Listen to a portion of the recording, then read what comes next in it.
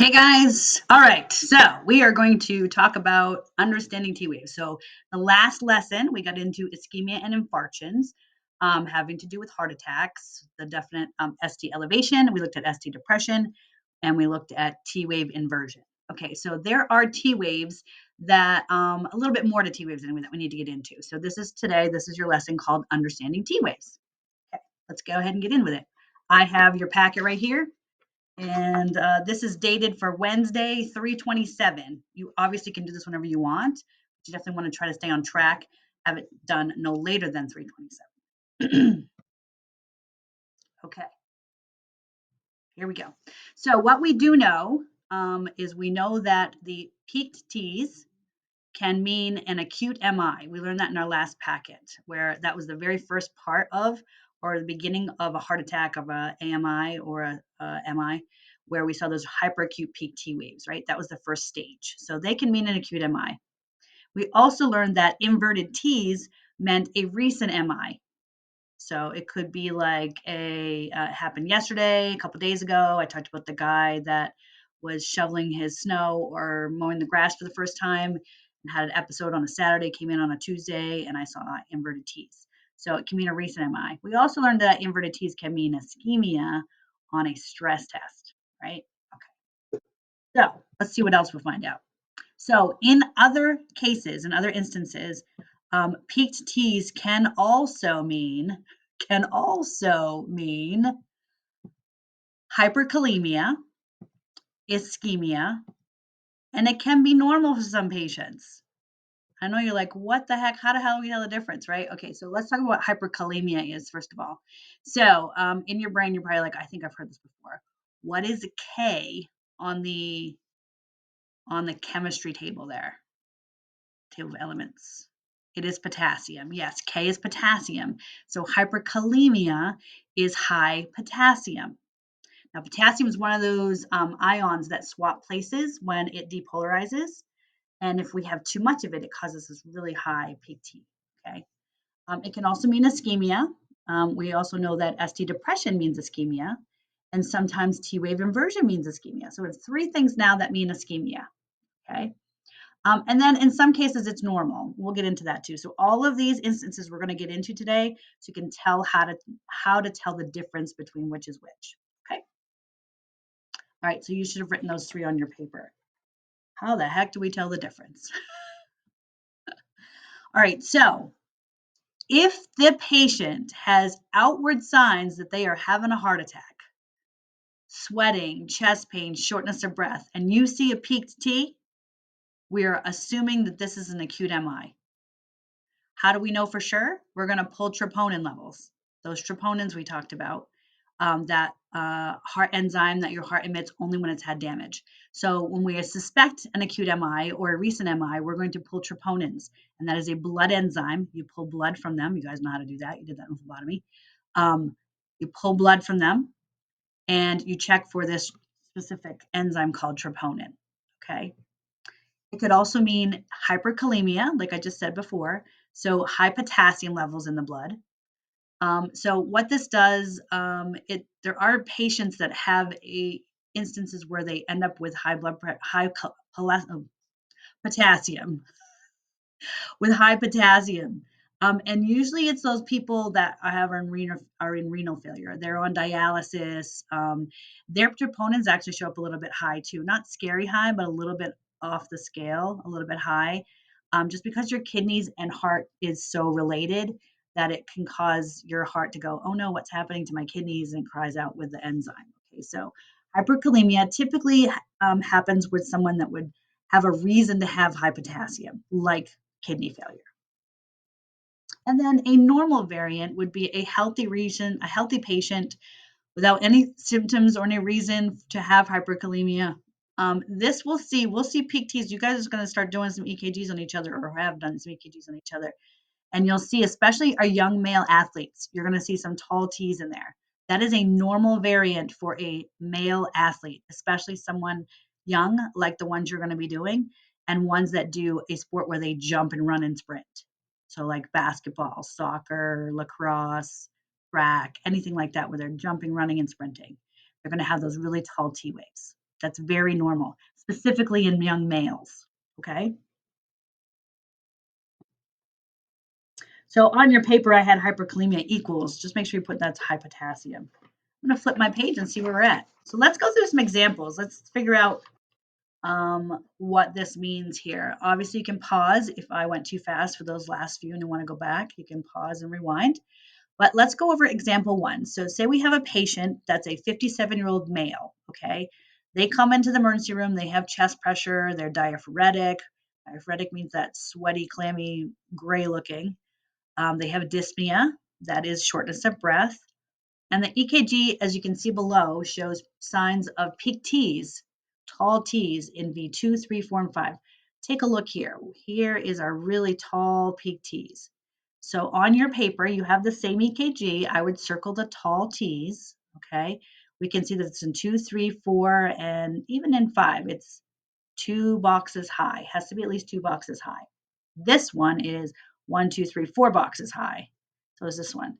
So tall T's like this in a 57-year-old patient having all the signs and symptoms of a heart attack, we're going to assume this is an AMI. This is a heart attack, okay?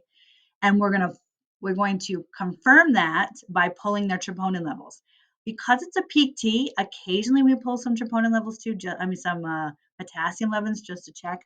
But because he's having all these signs and symptoms, we're pretty sure this is not high potassium. This is probably an AMI. Okay, so you would write that on your thing. Interpretation. This would be a most likely an AMI in the anterior region because it's in V2, 3, 4, and 5, anterior region of the heart, and it is peak T's in the anterior region, so most likely an AMI. We're going to pull troponin levels. Okay, if you want to pause and write all that down, go ahead. Let's move on to patient two. So example number two, now look at the age. This is a 17-year-old, okay? 17-year-old patient who presents for a regular family checkup, and they take an EKG just because he's an athlete and they want to check him out. And they don't have any signs or symptoms. It's just a regular family checkup. But they see that there are tall T waves. There are peak T waves in V3 right here, 4, 5, and 6. 6 is maybe a tall T wave peaked, but not quite. So we see lots of tall T's here, peak T's, right? At least in 3 and 4 and 5. Okay. So those are the anterior region. But because this patient has no signs or symptoms and they are 17 years old, most likely an athlete, this is a normal variant for this person. Okay, so I would write in your notes, circle the tall T's, the peak T's in V3, 4, and 5. Go ahead and circle those. And then I would also write down that this is most likely normal because he's only 17 and he has no symptoms. Okay, and if you need to pause to write that down, go ahead and pause. Okay, so example number 3 is a 48-year-old female who wasn't feeling well, that was her words, during dialysis. Now, ding, ding, ding, that should throw up a red flag for you. They're in dialysis, okay? The EKG was taken, and we can see that there are peak T's in V2, 3, 4, and 5. Now, this is a little bit different way to look at the EKG. They have 3 rhythm strips for us. We don't always need 3, but this is just the way someone printed it out for them. But we can see V2 is actually almost peaked as well in 3 and 4 and a little bit in 5. So again, anterior region, we have these peaked tall T's, right? This is normally where we see peak T's is in this area. Now there's a couple things going on here. She wasn't feeling well. She is 48. She is on dialysis. So that's like a real big red flag that we should probably check for potassium for hyperkalemia. So our diagnosis or interpretation is that she has peak T's in the anterior region of the heart because it's in V2, 3, 4. That's anterior region. Okay. And it's most likely hyperkalemia, but we're going to check by pulling blood and checking potassium. We're also going to check troponin just in case. Okay. Her age is on the cusp of possibly having heart issues, and she kidneys and hearts are related. So if she's in dialysis, her kidneys are already a little bit shot, so her heart might be feeling it as well. So we're going to check both. Okay, we're going to check potassium and troponins. Definitely. Okay. So I would pause again if you want to finish writing that down, but circle those on the EKG, the peak T's, and then write the little blurb that I wrote down.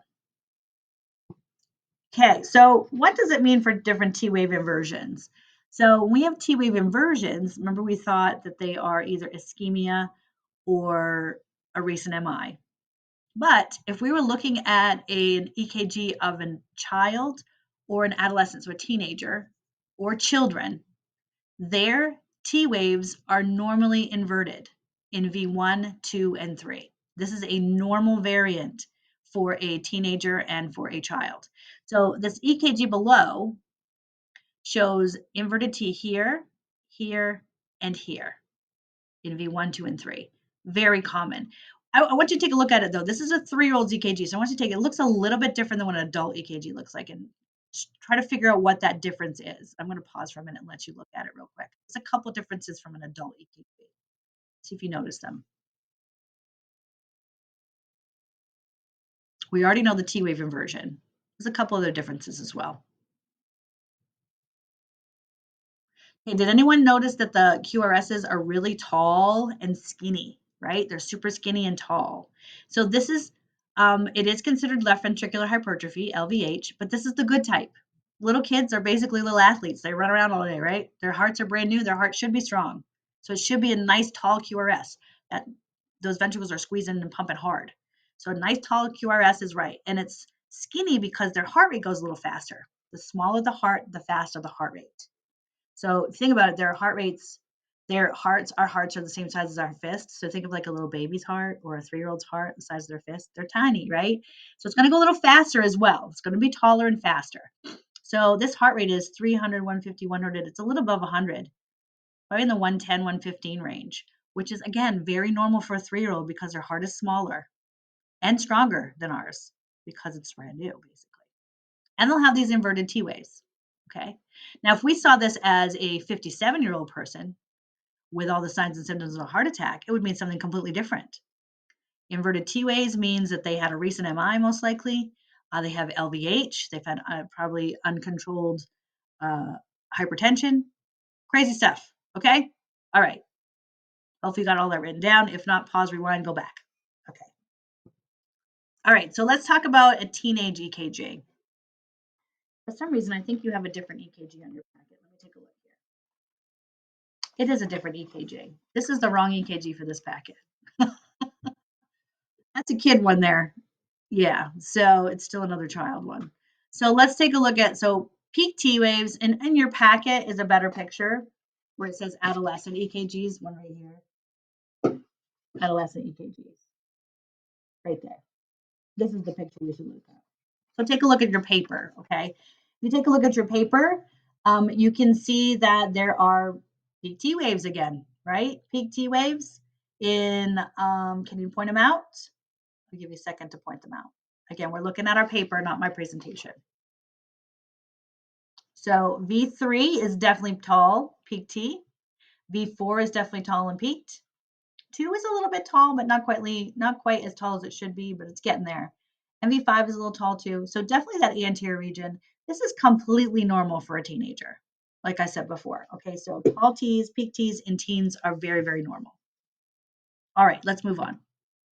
All right, so if you find one inverted T on the lead, nowhere else you find it, right? If you find only one inverted T, even in mine, I occasionally have inverted T's in V1. Occasionally, not every time. Occasionally, that's weird, right? But I occasionally have inverted T's in V1, and I just have one. Nowhere else on my EKG I have anything else. That is considered non-diagnostic. That's just my normal.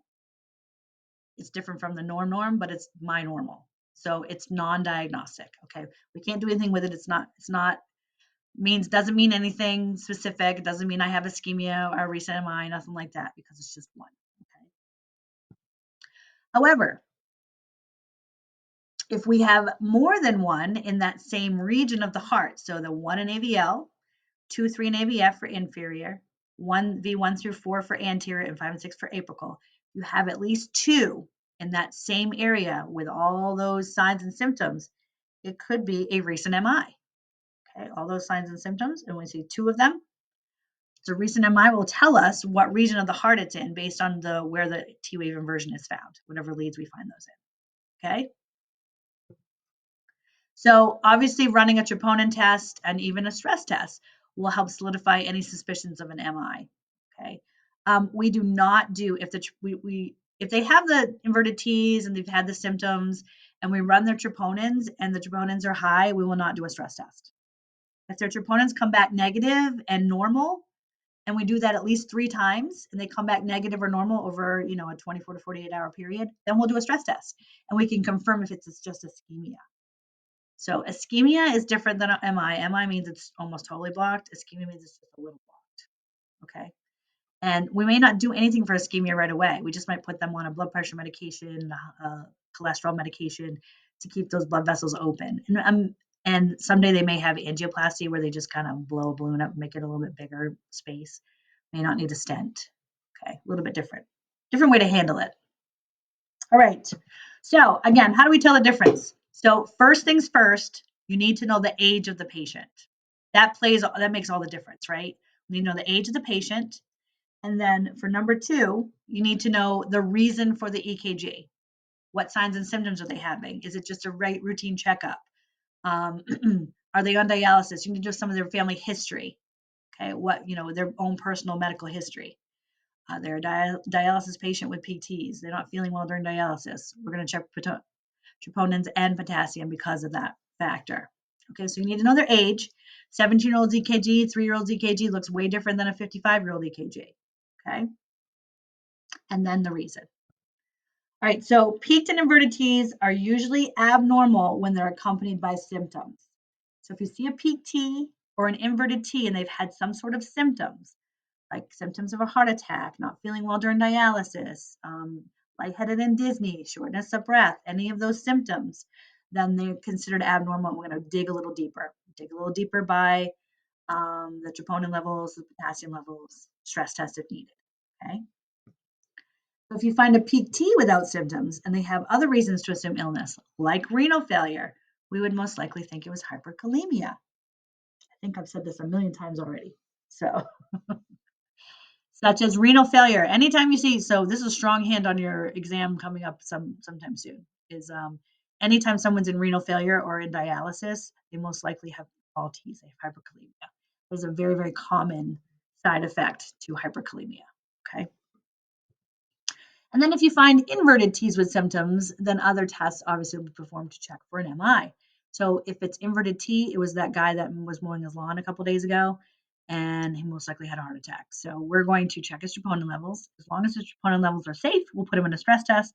If his troponin levels are not safe, then we'll take him to the cath lab. We'll do a cardiac catheterization and check all of his vessels to see if they're blocked. Okay, awesome. You can pause again, like I said, or rewind. All right, so here's just some variations of what it can look like, okay? We're going to add some other stuff in there too. So your hyperkalemia, hypercalcemia, and hypocalcemia are in there. I didn't put hypokalemia. I forgot hypokalemia. Okay. So hyperkalemia is a tall T. So Hipo kalemia is low potassium. You would actually see just the opposite. There would be a very flat T wave. It would be flat. If you want to write that in your notes next to it or something, you don't have to draw it or anything, just write down that Hipo kalemia is low potassium and would have a flat T wave. So then we have calcium, we have hypercalcemia and hypocalcemia. So hypercalcemia, look at the T wave is going to be really short, really close to the QRS. Okay, so this is going to cause a short QT interval. Okay, and hypocalcemia is going to cause a long QT, which long QTs are bad actually. They are. Long QT isn't so good. Okay, let's keep going. All right, so let's go through this interpretation, see if you guys can find some stuff. So this is the same EKG that's on your paper. I'm not going to say anything about it right yet, so I'm going to let you think about it for a few seconds, not minutes. Or if you want to pause and really look at it and circle some things you see and come back, you can. Okay, so again, always approach an EKG when you're trying to do the try to do the interpretation, always approach it from regions. Okay, so we're going to start with 1 in AVL. I see a regular PQRST here. Down here, I see a PQRS, but the T is inverted. It's very small, but it's inverted.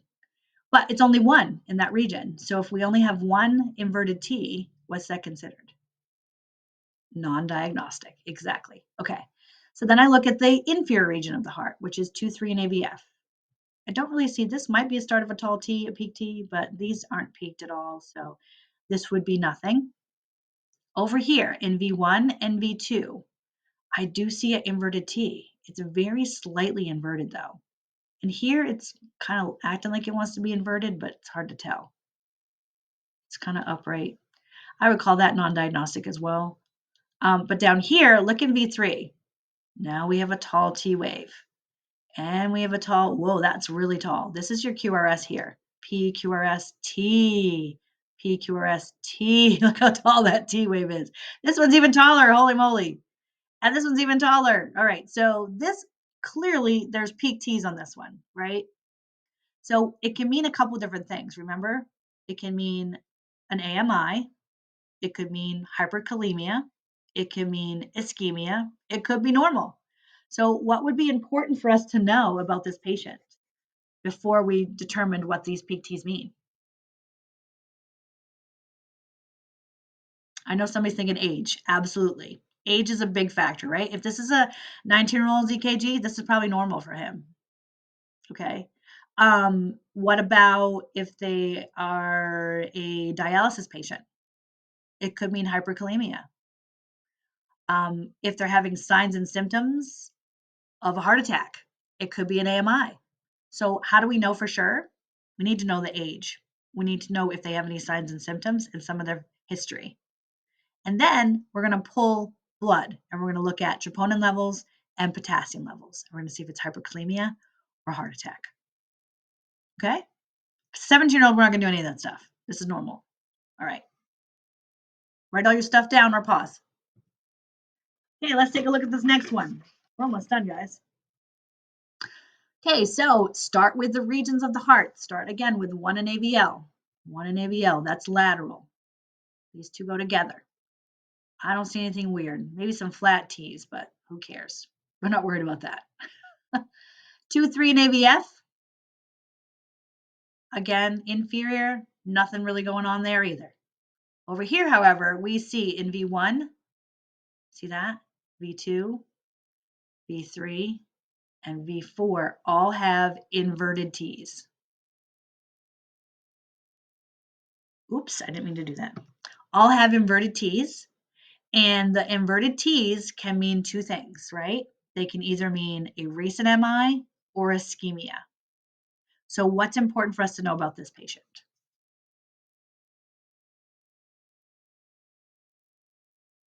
Age for sure. Yep, we definitely want to talk about age. If they have any signs and symptoms, right? If they're having any chest pain, shortness of breath, did this happen 2 days ago? Is this happening now? What's going on with them? Okay. So what type of tests can we do for this patient to make sure that they are, we're not missing anything? We should definitely pull troponins. I wouldn't worry about potassium for this one. It's not a peak T. Okay. Only peak T's PTs are only created for hyperkalemia, nothing else. So this is just, we think this could be a recent MI. So we're going to check his troponin levels. It could just be ischemia. So if his troponin levels are normal and it's just ischemia, we can do a stress test and double check. Yes, we can. All right, let's do the last one. Here's the last one. This one should look familiar. It looks different, right? Take a look.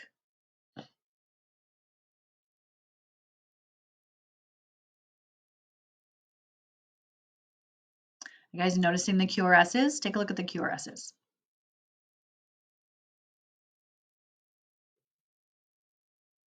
And then look at the T waves.